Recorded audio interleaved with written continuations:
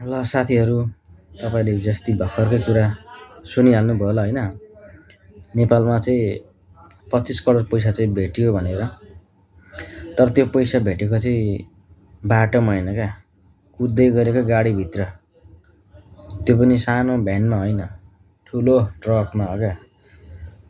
Imagine गर्नुहोस्, कसै ट्रकभित्र पैसा बोकेर मान्छे यत्तिकै हिँडिरहेछ। 25 करोड त्यो पनि आँट चाहिँ हो क्या मान्छेको। 25 करोड बोकेर ट्रकैभरि कुदिहिँड्ने ट्रकसँग। यस्तै छ के नेपालको स्थिति यस्तै छ। ट्रकमा पैसा बोकेर हिँड्छन् मान्छे।